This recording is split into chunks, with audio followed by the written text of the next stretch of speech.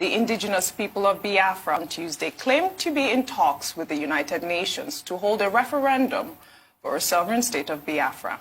In a statement by the group's media and publicity secretary, Ima Powerful, the group is making efforts for the referendum any moment soon, adding that residents within the Biafra territory and those living beyond the boundaries of Biafra will be able to determine their own fate.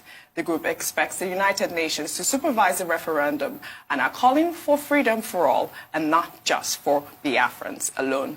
I mean, this is another, what do you call it, Brexit? Yes. How is it possible to have a sovereign state without any form of, partition? I mean, I would like to know, how does that work? It's possible. Okay. You can have, these are called, there are different types of referendums. These ones are called independence referendums. And an independence referendum does not actually need the consent of the national government.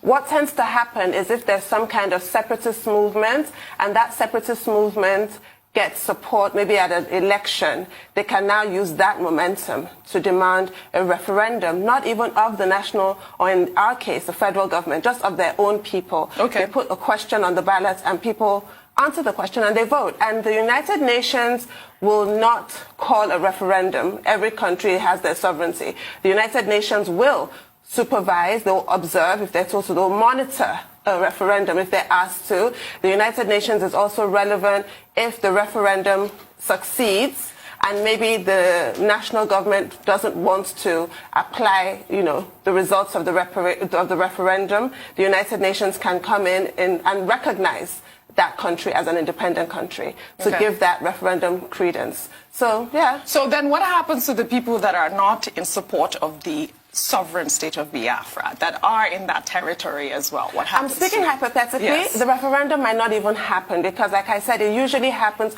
on the back of a popular movement. There has to be some momentum. You can't just wake up and have a referendum. Like if there's an election, for example, and let's say, I don't know, a particular political party, a separatist party, wins all the states, then from there you can now use that momentum to call for a referendum. Right now that has not happened. Yes. So if at all the referendum does happen, if people vote no, then vote to be counted, then it's no, and they stay in Nigeria. But if there's an overwhelming yes or a majority yes, then they leave. If at all the federal government allows it. And the United Nations and the international community rally around the new state. Well, they have claimed that it's going to be a peaceful process. I don't know how that's going to be, but I think that we can come back to continue on this discussion. Let's take a short break. When we return, I will give you my views on the issue of the referendum.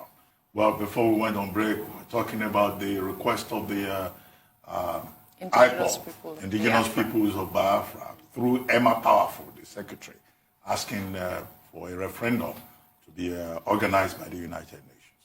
Now, the subject we're dealing with, basically, is self-determination. Self-determination, is an internationally recognized right by various UN conventions.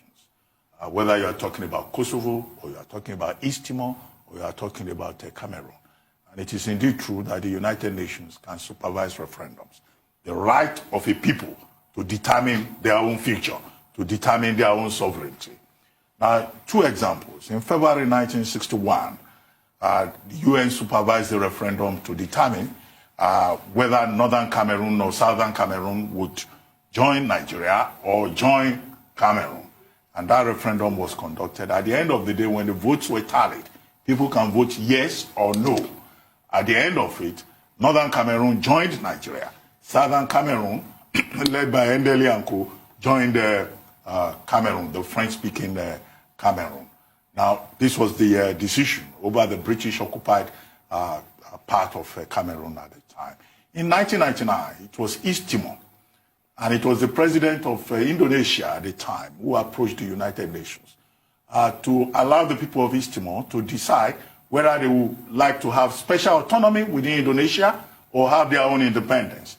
And of course, they rejected special autonomy within Indonesia. In 2002, East Timor became independent on its own. And then you have the example of Kosovo and all of that. But whatever happens, there is no way that the United Nations can do a referendum inside Nigeria over and above the head of an existing sovereign. That is the Nigerian government itself. Now, would there be a referendum in Biafra? And how will it pan out? I know that there are many agitators from the eastern part of the country who say Nigeria has been unjust to Igbos in the Nigerian Federation, that Igbos have been marginalized, because at the basis of questions of self-determination, it's always about citizenship, it's always about justice, it's always about equity.